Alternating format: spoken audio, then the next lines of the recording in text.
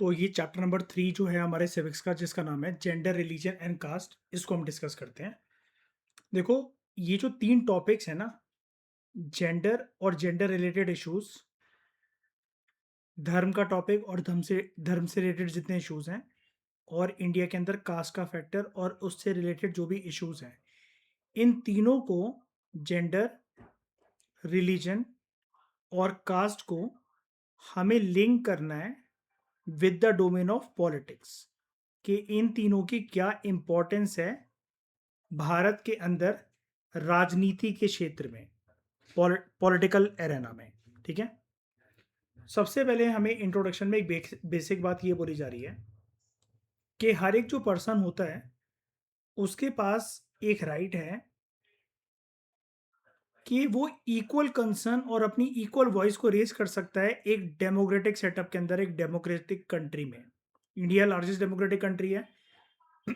हर किसी के पास एक अधिकार है कि वो अपने कंसर्न को, अपनी वॉइस को रेज कर सके। लेकिन भारत के अंदर तीन चीजें ऐसी हैं, तीन फैक्टर्स ऐसे हैं जिसकी वजह से भारत के समाज के अंदर हमें थोड़ा बहुत ही सही लेकिन बंटवारा देखने को जरूर मिलता है, जेंडर को लेकर, धर्म को लेकर और कास्ट को लेकर। औरतें जो हैं वो डिस्क्रिमिनेशन फेस करती रहती हैं जहां पर भी वो काम करती हैं, ठीक है, या स्कूल में अगर वो बच्ची हैं जब वो, और राजनीति के क्षेत्र में भी। धर्म जो है उसके पास एक ऐसी पावर है कि हमारे समाज में वो कॉन्फ्लिक्ट क्रिएट कर सकता है, और एक आइडियोलॉजी, एक लोगों के अंदर फीलिंग और भावना को पैदा कर सकता है धर्म, जिसको हम कहते हैं कम्युनलिज्म। ये हम आगे चलकर पढ़ेंगे। कम्युनलिज्म का मतलब वैसे ये होता है, मैं शॉर्ट में अभी आपको बता देता हूँ, कि जब लोग अपने आप को एसोसिएट करते हैं एक कम्युनिटी के साथ, कि भाई हम तो सरदार हैं, हम मुसलमान हैं, हम जाट हैं, हम गुज्जर हैं, और वो फिर अपनी कम्युनिटी जो होती है उस कम्युनिटी के अपने आप को उसके साथ एसोसिएट करके अपनी कम्युनिटी के ऊपर एक प्राउड जो है वो फील करते हैं कि हमारी कम्युनिटी सबसे महान है। और यहीं से दो कॉम्प्लेक्स लोगों के बीच में पैदा होते हैं। एक होता है सुपीरियरिटी का कॉम्प्लेक्स, के अपनी कम्युनिटी को सुपीरियर मानना, और दूसरा होता है इन्फीरियरिटी का कॉम्प्लेक्स, के दूसरी की कम्युनिटी को इन्फीरियर मानना। तो ये कम्युनिज्म की भावना समाज के अंदर बंटवारा जो है वो क्रिएट करती है। ठीक है, हम आगे चलकर इसको डिटेल में डिकोड करेंगे।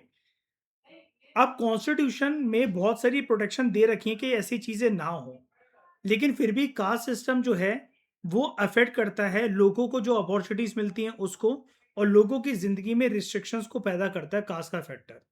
अगर हमें बेसिक एस्पेक्ट्स को, यानी कि जिसको फंडामेंटल्स कहा जा रहा है, अगर हमें भारत की राजनीति के फंडामेंटल्स को समझना है तो हमें इन डिफरेंसेस को समझना पड़ेगा।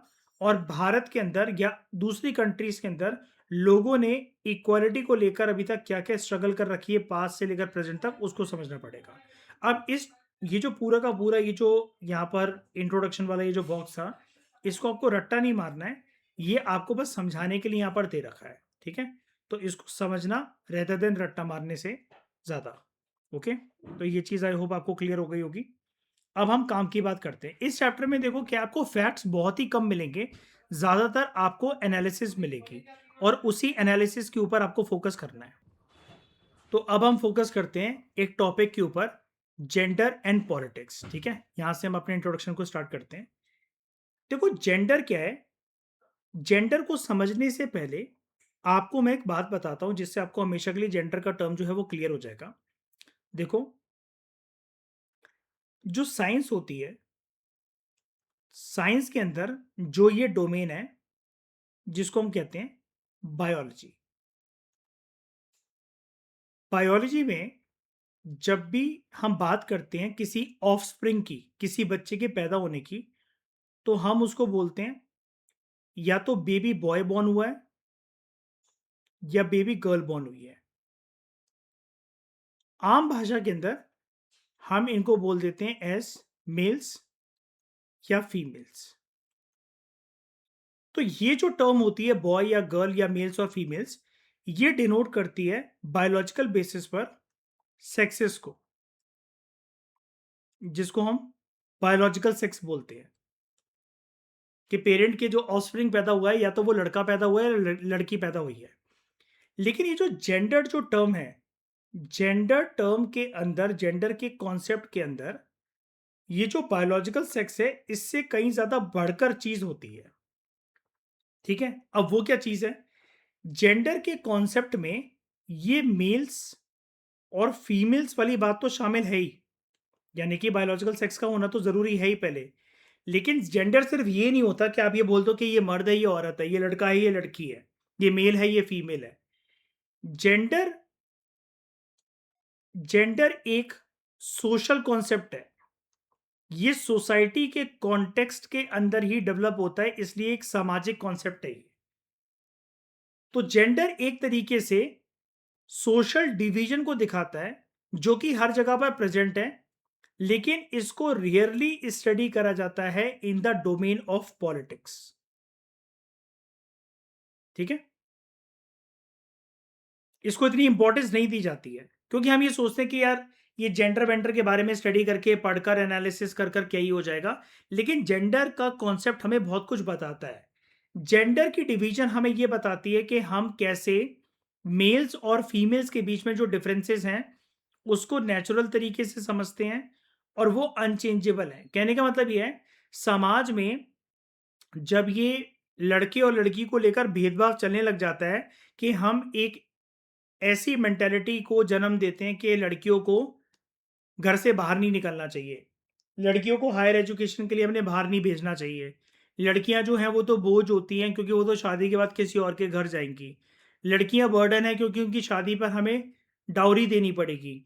जब ये समाज में बहुत सारे सालों तक चलता रहता है तो ये चीज़, ये जो थिंकिंग है विमेन को लेकर, ये नेचुरल बन जाती है, सब लोगों की थिंकिंग हो जाती है, और इसको चेंज करना इतना आसान नहीं होता, ये अनचेंजेबल होती है।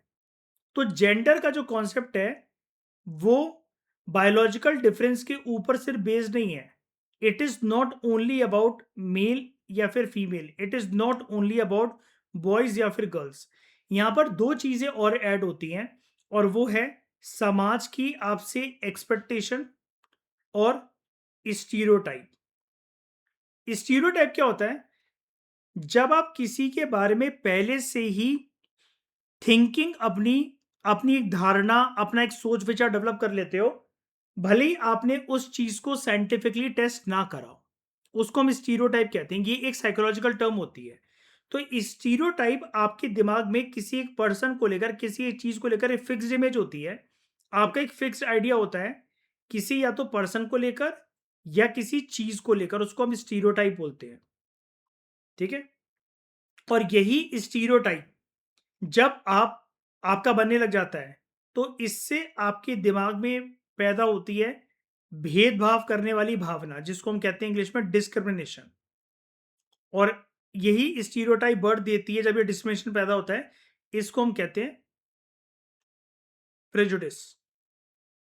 कि आपने ना फैक्ट्स जाने, आपने ना कुछ तर्क जाना, आपने बिना सर पैर की किसी की बातों को सुनकर, किसी एक मूवी को देखकर, किसी एक न्यूज आर्टिकल को पढ़कर, टीवी पर किसी एक रिपोर्टर की रिपोर्ट को पढ़कर आपने अपने मन के अंदर विचार बना लिया, एक धारणा बना ली, एक इमेज बना ली कि सरदार तो ऐसे होते हैं, बनिया तो ऐसे होते हैं, मुसलमान तो ऐसे होते हैं, पंडित तो ऐसे होते हैं, ब्राह्मण तो ऐसे होते हैं।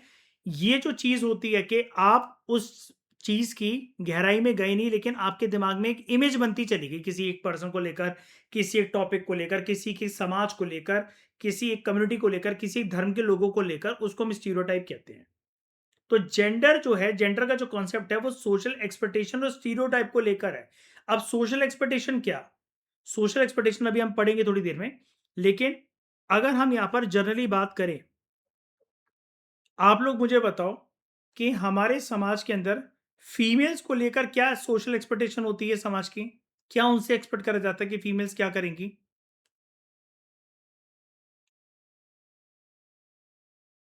वो एक लड़के को जन्म दे, और तो ओवरऑल मैं ऐसा बोल दूं कि वो हाउस होल्ड वर्क करें, है ना, हाउस होल्ड एक्टिविटीज के अंदर इन्वॉल्व रहें, और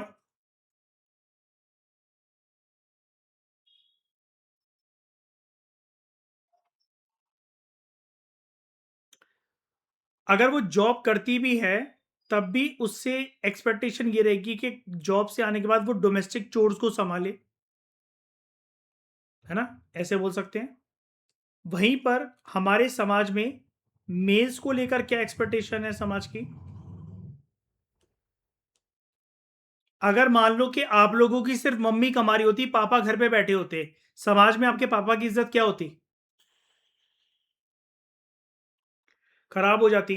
क्योंकि मेल्स को क्या एक्सपेक्ट करा जाता है कि मेल शुड बी, आप लोगों ने एक टर्म सुनी है, जो पैसा कमाने वाला जो व्यक्ति होता है उसको हम इंग्लिश में ब्रेड विनर कहते हैं, कि रोटी लेकर आएगा वो घर में। अब हम चपाती विनर तो लिख नहीं सकते हैं, ब्रेड विनर एक यूनिवर्सल टर्म होती है, चपाती तो वो इंडिया में यूज होता है, तो इसलिए हम इसको ब्रेड विनर कहते हैं कि मेल्स जो हैं वो अर्निंग मेंबर होंगे, है ना, फैमिली के अंदर। मेजरली वो अर्निंग मेंबर होंगे। फीमेल्स को घर पे ही रहना चाहिए, डोमेस्टिक चोर संभालने चाहिए, बच्चों की देखभाल करनी चाहिए, उनकी पढ़ाई की जिम्मेदारी उनकी, सास ससुर की सेवा की जिम्मेदारी उनकी। और अगर वो जॉब कर भी रही हैं तो फिर भी उनको जॉब से आने के बाद घर के काम काज करने चाहिए, है ना। और मर्द जो हैं वो रोटी लेकर आएंगे घर में, वो पैसा कमाएंगे। ये सोशल एक्सपेक्टेशन हो गया। अब स्टीरियोटाइप क्या हो गया? फीमेल्स को,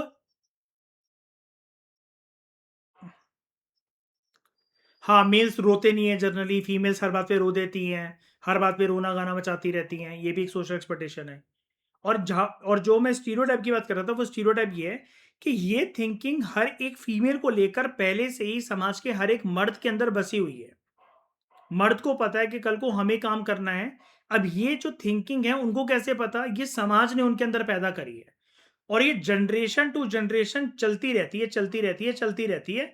और जब ये जनरेशन टू जनरेशन चलती रहती है तो समाज के लोगों को लगता है कि ये चीज़ नेचुरल है, इसमें कोई बड़ी बात नहीं है कि अगर कोई लड़की जिसके माँ बाप ने उसको इतना पढ़ा रखा है, कल को अगर उसके सास ससुर उससे ये बोलें कि बेटा बच्चा पैदा करो, घर पे बैठ जाओ, जॉब वॉब नहीं करते हमारी घर की लड़कियां, तो अगर उससे सास ससुर ऐसी आर्ग्यूमेंट कर रहे हैं या उसका हस्बैंड उसको काम नहीं करने दे रहा है, तो ये नेचुरल है, उसके साथ कुछ ज्यादती नहीं हो रही है, उसके साथ कुछ गलत नहीं हो रहा है ना।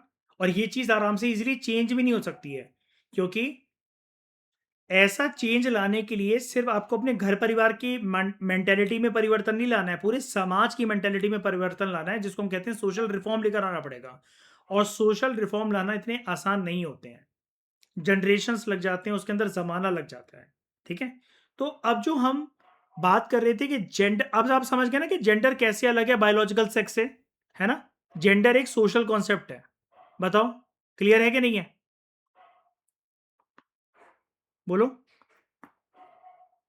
जेंडर एक सोशल कॉन्सेप्ट है। जेंडर में सिर्फ सेक्स की बात नहीं होती है, सिर्फ मेल और फीमेल की बात या लड़के और लड़की की बात नहीं होती है।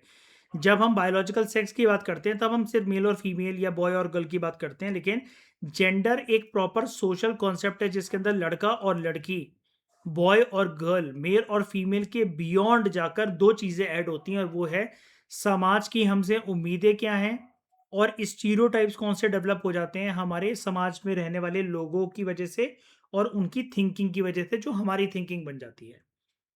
अब पब्लिक और प्राइवेट डिवीजन ऑफ लेबर को जानते हैं कि जो औरत और जो मर्द हैं भारत के समाज के अंदर या किसी भी समाज के अंदर, तो उनसे क्या एक्सपेक्टेशन होती है कि वो कैसा काम करेंगे। जो जेंडर डिवीजन का जो कॉन्सेप्ट होता है, वहां पर अनइक्वल रोल असाइन करे जाते हैं सोसाइटी के द्वारा मर्द को और औरतों को। सोसाइटी देती है ये रोल। बड़ी सारी फैमिलीज में बॉयज और गर्ल्स को बचपन से ही सिखाया जाता है कि औरत की जिंदगी के अंदर जो उसका मेन काम है, जो उसकी मेन ड्यूटी है, जो उसका मेन कर्तव्य है, वो ये है कि वो घर को अच्छे से संभाले और अपने बच्चों को अच्छे से संभाले, उनकी पढ़ाई की, उनकी स्कूल की यूनिफॉर्म की, खाने पीने की जिम्मेदारी उसी की है। इसकी वजह से सेक्सुअल डिवीजन ऑफ लेबर जो है वो प्रोड्यूस होता है, यानी कि सेक्सुअल मतलब यहाँ पर जो सेक्स है मेल और फीमेल, उनका जो काम है, लेबर मतलब सिंपली जो उनका रोल है, उनका उनका जो वर्क है वो डिवाइड हो जाता है कि औरतें इस काम के लिए बन रखी हैं, लड़कियां इस काम के लिए पैदा हुई हैं, लड़के इस काम के लिए पैदा हुए हैं। जहां पर विमेन से एक्सपेक्ट करा जाता है कि आगे चलकर वो अपने पूरे घर को संभालने की जिम्मेदारी लेगी, और जो मर्द हैं वो घर के बाहर काम करेंगे, रोटी लेकर आएंगे। ठीक है। मान लेते हैं कि किसी कारण से विमेन जो है वो पेड जॉब्स करती भी हैं, यानी कि वो घर से बाहर पैसा कमाकर लेकर भी आ रही हैं, ठीक है? तो विमेन का वर्क पेड जॉब बन भी जाता है, लेकिन फिर भी ये जो पेड जॉब वाली ज़िम्मेदारी है, ये मेन जो सोचते हैं कि ये हमारा प्रोफ़ेशन का डोमेन है। और औरतें जो हैं, अगर वो घर के बाहर काम कर भी रही हैं, तो उनके वर्क को इतनी वैल्यू नहीं मिलती है, या फिर उनके वर्क को रिकॉग्नाइज़ नहीं करा जाता है। उनको ऐसा लगता है, समाज को ऐसा लगता है, या समाज में मतलब हमारी फैमिली और ये सब लोग भी आ जाते हैं। सारे लोगों को, इन-लॉज़ वगैरह को ये लगता है कि अगर ये घर से बाहर जाकर काम कर कर आई भी है, ये जॉब कर रही है लेडी, कोई शॉप चला रही है, कहीं पर वर्क कर रही है, किसी एमएनसी के अंदर कोई एम्प्लॉयी है, मैनेजर है, तो इसका काम इतना मायने नहीं रखता। घर आकर रोटी बनाने की ज़िम्मेदारी इसकी, घर आकर बच्चों का होमवर्क कराने की ज़िम्मेदारी इसकी, स्कूल के टीचर से बात करने की ज़िम्मेदारी इसकी। तो ये सब चीज़ें मतलब औरतों की शोल्डर्स पर ज़्यादा रिस्पॉन्सिबिलिटी पुट कर देती हैं। अब सुबह घर से कमाने के लिए एक लड़की भी नि एक औरत भी निकली, एक मर्द भी निकला। शाम को दोनों सेम टाइम पर लौट कर आ रहे हैं। लेकिन फिर भी फीमेल के शोल्डर्स पर ज़्यादा रिस्पॉन्सिबिलिटी है कि बच्चों का होमवर्क कराना, ट्यूशन टीचर से बात करना और बच्चों को तैयार करना, उनके कपड़े धोना, सास-ससुर की सेवा करना, रात का डिनर बनाना, सारी रिस्पॉन्सिबिलिटी फीमेल की है। वहाँ पर मेल की कोई रिस्पॉन्सिबिलिटी नहीं रह जाती है। तो इसकी वजह से होता क्या है, इस डिवीजन ऑफ लेबर का रिजल्ट ये निकल कर आता है कि विमेन का जो रोल होता है पब्लिक लाइफ में, स्पेशली पॉलिटिक्स में, वो बहुत ही कम रह जाता है in most of the societies के अंदर। ऐसा ऑब्जर्व करा गया है। अब पास्ट में क्या होता था, जैसा कि आप लोग 9th क्लास में हिस्ट्री वगैरह में देख चुके हो, आपने फ्रेंच रेवोल्यूशन वगैरह के अंदर पढ़ा होगा। बहुत सारी कंट्रीज में जब वोटिंग राइट्स डेमोक्रेसी को इंट्रोड्यूस करने के बाद जिन जिन देशों में दिए गए, तो वहां पर सिर्फ मर्दों को ही अलाउड था कि वो वोट कर सकें या फिर चुनाव को लड़ सकें, इलेक्शंस को कंटेस्ट कर सकें। औरतें पूरी दुनिया में अलग अलग कंट्रीज में अपने अधिकारों के लिए लड़ती हुई आई हैं। हमेशा उन्होंने डिमांड करी है कि उनके पास भी यूनिवर्सल एडल्ट फ्रेंचाइज का कॉन्सेप्ट हो, या राइट टू वोट हो, बेटर अपॉर्चुनिटीज उनको मिलें शिक्षा के क्षेत्र में, करियर बनाने के क्षेत्र में, ठीक है? और वो हमेशा से इक्वालिटी की डिमांड करती हैं अपनी पर्सनल लाइफ में और फैमिली लाइफ में। इसके लिए विमेन ने all over the world movements भी चलाई है, मूवमेंट्स भी लॉन्च कर रखी है, और ऐसी मूवमेंट्स को हम लोग नाम देते हैं एज फेमिनिस्ट मूवमेंट। एक बात मैं आपको बता देता हूँ, काफ़ी बच्चों को इसमें थोड़ा-सा मिसकंसेप्शन रहता है कि फेमिनिस्ट वर्ड जो है वो सिर्फ़ फीमेल्स के साथ ही एसोसिएट करा जाता है।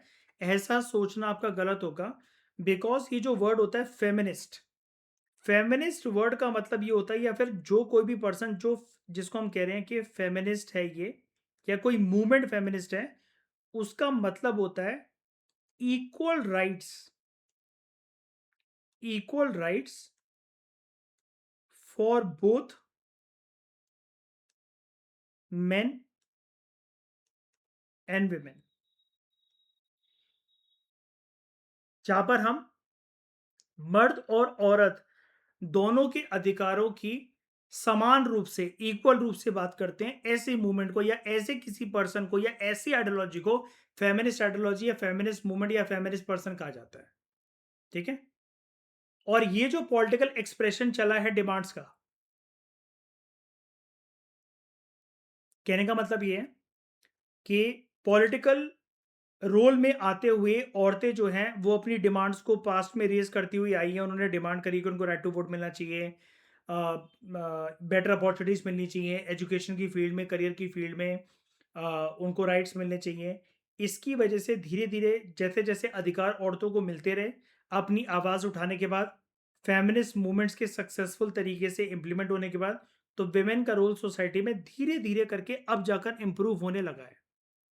और अब ऐसा देखा जाता है कि बहुत सारी औरतें ऐसी हैं जो कि बढ़ चढ़कर उन फील्ड्स में हिस्सा ले रही हैं जहां पर अभी तक सिर्फ मर्दों का रोल देखने को मिलता था। औरतें अब साइंटिस्ट भी बनने लगी हैं, डॉक्टर्स बनने लगी हैं, इंजीनियर्स बनने लगी हैं, लॉयर्स होने लगी हैं, मैनेजर्स बन जाती हैं कॉलेज और यूनिवर्सिटीज़ के अंदर, वो टीचर्स भी हैं, लेक्चरर्स भी हैं। ये जो जॉब्स है, पहले इनको समझा जाता था कि these jobs are not suitable for women. अब स्कैंडिनेवियन कंट्रीज का एक एग्जांपल आपकी एनसीईआरटी में दिया जाता है। जो स्कैंडिनेवियन कंट्रीज हैं, जिनका हर एक ग्लोबल इंडेक्स में, चाहे वो हैप्पीनेस इंडेक्स हो, जीडीपी का इंडेक्स हो, हमेशा उनकी टॉप रैंकिंग रहती है। तो उनमें 3 कंट्रीज़ के नाम लिए जा रहे हैं, स्वीडन, नॉर्वे और फ़िनलैंड।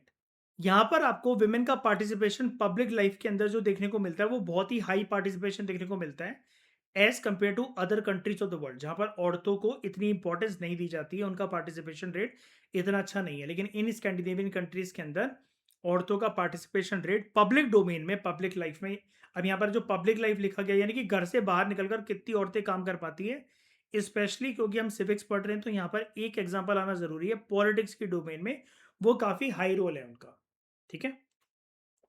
अब ये तो हमने जो बात करी, ये इंडिया और वर्ल्ड को मिलाकर कर ली। अब जो हमारा जो चैप्टर चलेगा वो इंडिया स्पेसिफिक चलेगा, क्योंकि हम यहाँ पर इंडिया की पॉलिटिकल साइंस और सिविक्स को जानने के लिए बैठे हुए हैं। पूरी दुनिया में सिर्फ कुछ एग्जांपल्स थे यहाँ पर, ठीक है? यहाँ तक बात समझ में आई? कोई दिक्कत, कोई डाउट? कि फेमिनिस्ट जो लोग होते हैं, जो इस आइडियोलॉजी को फॉलो करते हैं, वो बात करते हैं कि मर्द और औरतों के दोनों के अधिकार बराबर होने चाहिए।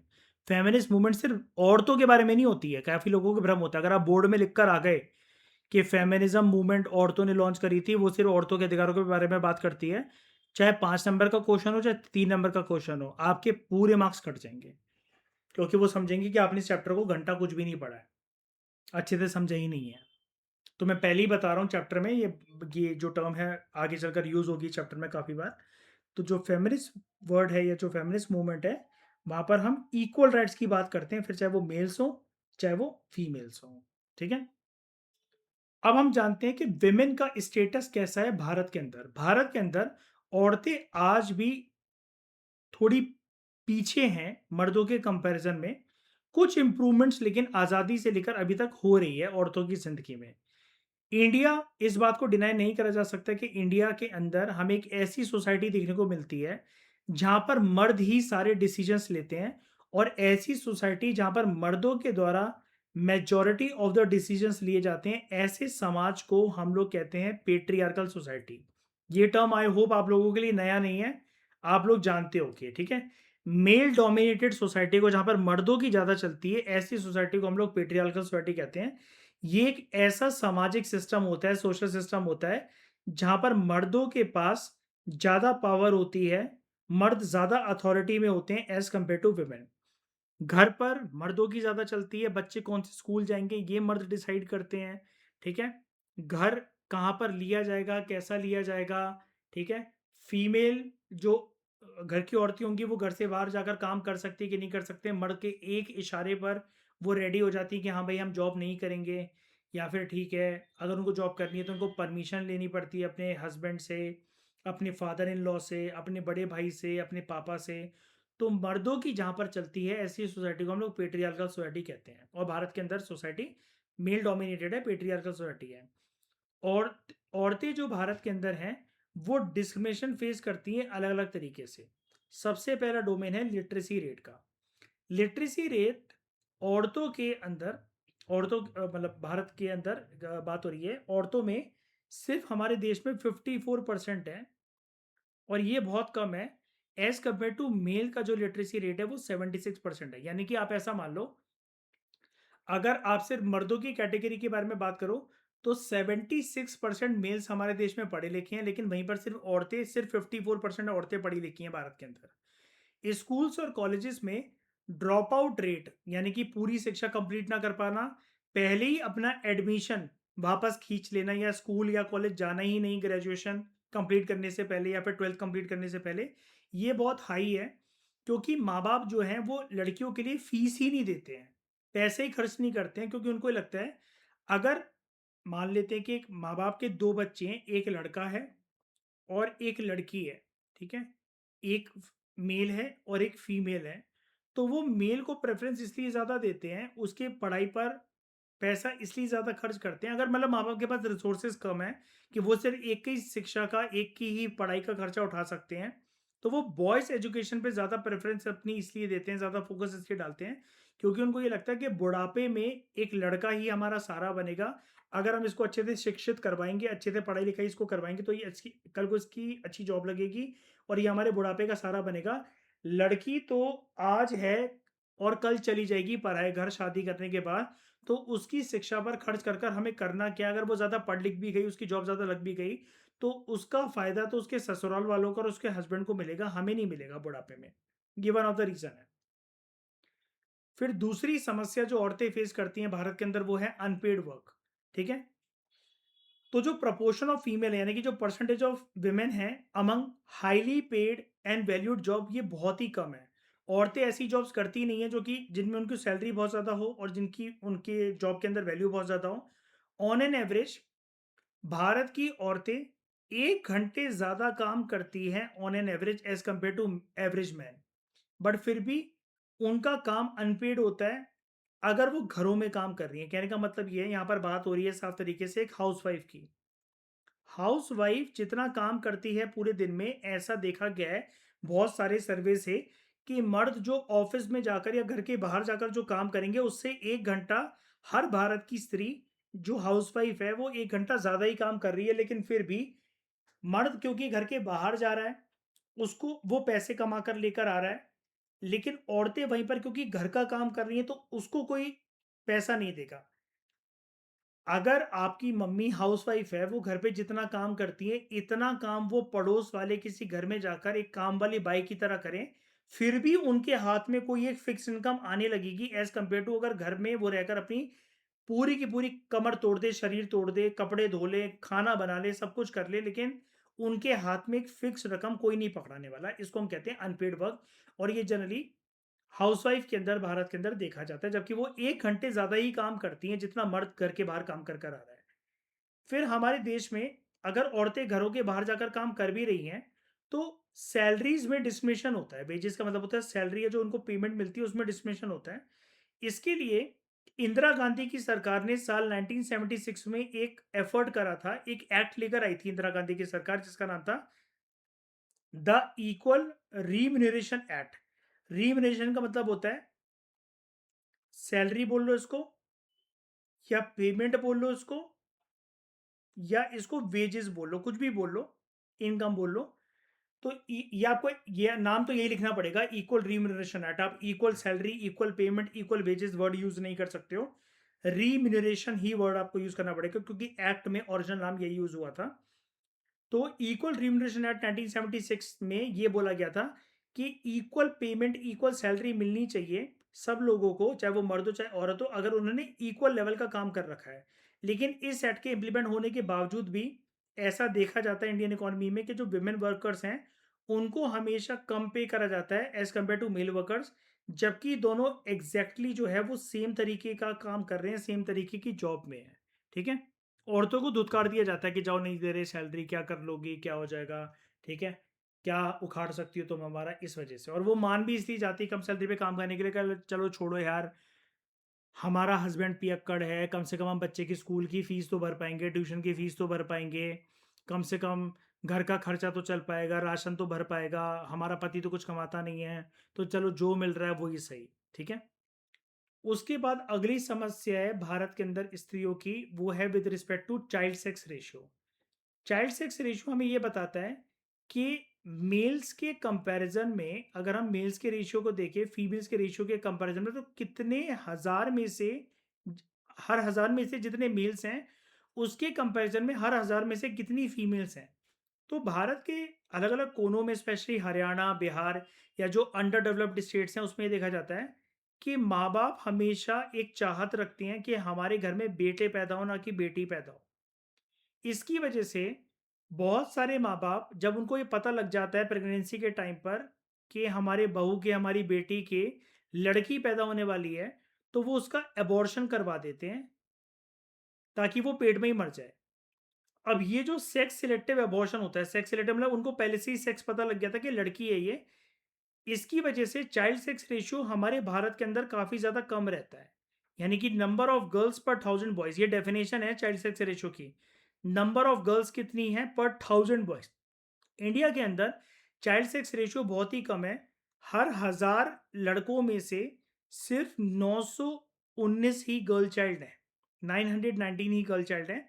ऐसा हमें जो लास्ट सेंसस था, जो लेटेस्ट सेंसस है, सेंसस 2011 की रिपोर्ट्स बताती हैं। और कुछ राज्यों में तो, जैसे बिहार, जहाँ पर फीमेल फीमेल इन्फेंटिसाइड और फीमेल फीटिसाइड के केसेस बहुत ज़्यादा होते हैं कि पैदा होने के बाद बच्चियों को मार डालना।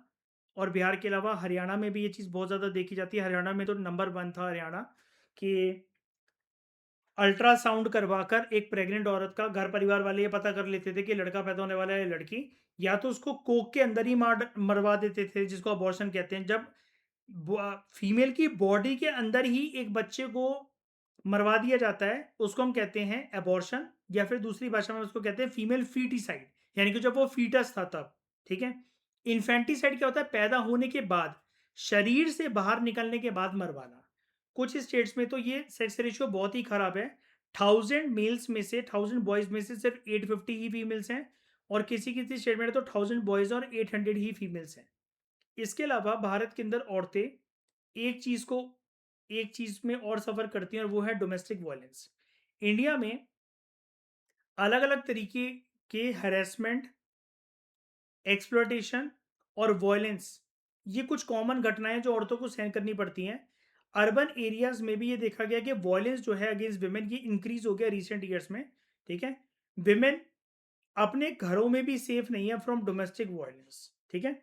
अपने हस्बैंड से लड़ रही हैं, मुंह चला रही हैं, फिर उसके बाद बेल्टे खा रही हैं। ठीक है। तो किसी भी सेंस में फीमेल्स के खिलाफ होने वाले वायलेंस को हमें जस्टिफाई नहीं करना चाहिए, क्योंकि मेल्स ऐसा समझते हैं कि फीमेल्स जो हैं वो फिजिकली बहुत ज़्यादा वीक हैं। ठीक है, कि बेफालतू की आर्ग्यूमेंट करती हैं, और मेल्स अपना फ्रस्ट्रेशन, अपनी लाइफ का फेलियर या फाइनेंशियल किसी दिक्कत को, किसी समस्या को फीमेल्स के ऊपर उतारते हैं, गुस्सा करके, उनको मारकर पीट कर।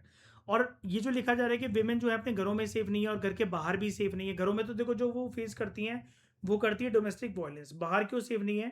क्योंकि गैर मर्दों की नज़रें, ठीक है, एक फीमेल को लेकर सही नहीं रहती हैं। सेफ्टी इश्यूज शहरी इलाकों में बहुत ज़्यादा रहते हैं। जैसे आप दिल्ली को देख लो, Delhi is the rape capital of India, है ना। उसके बाद अगर हम विमेन की पॉलिटिकल रिप्रेजेंटेशन के बारे में बात करें कि राजनीति के क्षेत्र में महिलाओं का योगदान कितना है, तो इंडिया एक ऐसी कंट्री है जहां पर प्रपोर्शन ऑफ विमेन जो है, मतलब जितनी महिला इन्वॉल्व हैं लेजिस्लेचर में, लेजिस्लेचर का मतलब होता है लॉ मेकिंग बॉडी। अब हमारे देश में ये जो लॉ मेकिंग बॉडी है, ये दो लेवल पर एग्जिस्ट करती है। नेशनल लेवल पर हम लेजिस्लेचर को कहते हैं पार्लियामेंट, जिसके दो हाउसेस होते हैं, लोकसभा और राज्यसभा। और वहीं पर स्टेट लेवल पर हम इसको कहते हैं स्टेट लेजिस्लेचर, जिसका दूसरा नाम होता है विधानसभा। ठीक है।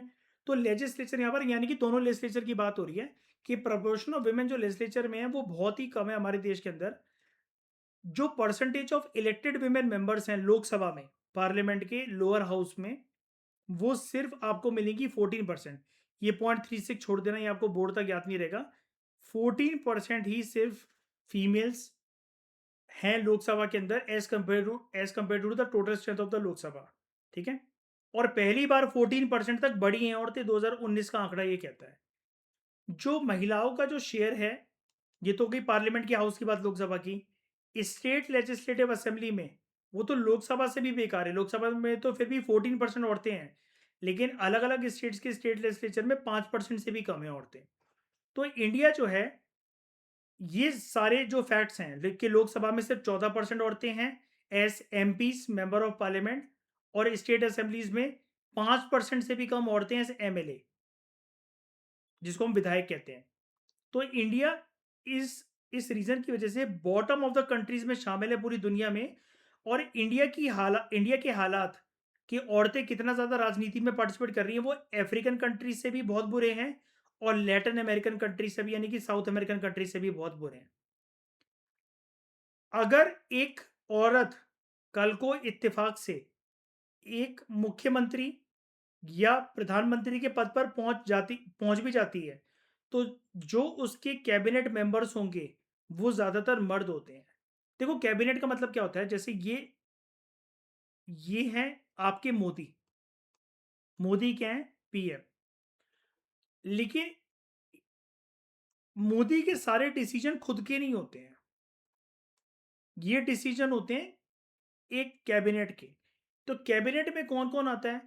कैबिनेट में जैसे एक आपके आ गए finance minister, agriculture minister, defence minister, health minister, rural development minister, minister of जल शक्ति, अलग अलग डिपार्टमेंट को संभालने वाले जो मिनिस्टर होते हैं उसको हम, उन सारे लोगों को मिलाकर हम कहते हैं कि ये प्रधानमंत्री, और ये सारे मंत्री जो हैं, डिफेंस मिनिस्टर, फाइनेंस मिनिस्टर, फलाना मिनिस्टर, ये है मोदी का कैबिनेट।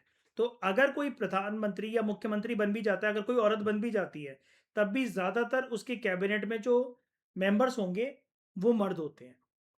अब इंडिया ने ऐसा नहीं है कि औरतों की पोजीशन को राजनीति में इंप्रूव करने के लिए कुछ करा नहीं है, करा है बिल्कुल, जैसे कि हमने फेडरलिज्म वाले चैप्टर के अंदर सीखा था कि 1/3 सीट जो है वो औरतों के लिए रिजर्व्ड हैं लोकल गवर्नमेंट बॉडीज में। फिर चाहे आप पंचायत की बात करो गांव में, या म्यूनसिपैलिटीज की बात करो शहरों में, बड़े सारे विमेन ऑर्गेनाइजेशंस और एक्टिविस्ट जो हैं वो अभी तक डिमांड कर भी रहे थे कि लोकसभा में, जो कि पार्लियामेंट का लोअर हाउस है, और स्टेट असेंबलीज जो हैं वहां पर औरतों के लिए 1/3 सीट जो है वो फिक्स हो जानी चाहिए। अभी तक लोकल बॉडीज के अंदर, यानी कि पंचायत और म्यूनसिपैलिटीज में ही 1/3 सीट्स रिजर्व होती हैं औरतों के लिए। लेकिन बहुत सारे विमेन एक्टिविस्ट और गवर्नमेंट एसोसिएशन ऑर्गेनाइजेशन ये डिमांड कर रहे थे कि महिलाओं को एक फिक्स आरक्षण मिलना चाहिए 1/3 सीट्स का। 1/3 सीट्स का मतलब होता है, 1/3 कितना नंबर होता है मैथमेटिकली, 33%, है ना। 33% उनकी सीट्स रिजर्व होनी ही चाहिए लोकसभा में और स्टेट असेंबलीज में, यानी कि पार्लियामेंट के लोअर हाउस में लोकसभा में, और विधानसभा में जिसको हम इंग्लिश में स्टेट लेजिस्लेटिव असेंबली भी कहते हैं। ये डिमांड बहुत सालों से चल रही थी। फाइनली साल 2023 में एक एक्ट आता है, इस एक्ट का नाम आपको याद रखना है, विमेन्स रिजर्वेशन एक्ट। ये तो एक हो गया इंग्लिश नॉर्मल नाम, हिंदी में इसका नाम है वो भी आपको याद रखना है, नारी शक्ति बंधन अधिनियम। ठीक है, नारी का मतलब होता है फीमेल, शक्ति का मतलब होता है पावर, वंदन का मतलब होता है इनवाइट करना, और अधिनियम का मतलब होता है एक्ट। नारी शक्ति वंदन अधिनियम, जिसका मतलब है विमेन्स रिजर्वेशन एक्ट, ये पास करा गया था। ये लॉ ये बोलता है 33% सीट जो है वो महिलाओं के लिए आरक्षित होनी चाहिए लोकसभा में, स्टेट लेजिस्लेटिव असेंबलीज में, और दिल्ली असेंबली में। दिल्ली असेंबली मतलब यहां पर अलग से दिल्ली असेंबली को लिखा जा रहा है क्योंकि दिल्ली स्टेट नहीं है, दिल्ली एक यूनियन टेरिटरी है। और दिल्ली एक यूनिक यूनियन टेरिटरी इसलिए है बिकॉज यूनियन टेरिटरी होने के बावजूद भी दिल्ली के अंदर सीएम का कॉन्सेप्ट है। अब Andaman Nicobar island, Lakshadweep island, Dadra Nagar Haveli, Daman and Diu, Chandigarh, Puducherry, ये सब भी यूनियन टेरिटरीज हैं, लेकिन यहां पर इनकी खुद की विधानसभा नहीं होती है, यहां पर सीएम नहीं होते हैं। ठीक है, तो यहां पर ये एक एक्ट आया था, और इस एक्ट के पास होने के बाद, ठीक है पवित्र माइक बंद करो, इस एक्ट के, तो ये जो है ये एक्ट जो पास हुआ था 2023 के अंदर, इसको हम विमेन रिजर्वेशन एक्ट या नारी शक्ति बंधन अधिनियम कहते हैं, ये पास हुआ था, जो कि 33% सीट्स आरक्षित करवाता है महिलाओं के लिए। कहां कहां पर? लोकसभा में, जो कि पार्लियामेंट का लोअर हाउस है, स्टेट लेजिस्लेटिव असेंबलीज में, जो कि विधानसभा है, और दिल्ली की असेंबली में, जो कि हमारी यूनियन टेरिटरी है। ठीक है, तो इस डिस्कशन में दोस्तों फिलहाल इतना ही। Thank you very much for discussion.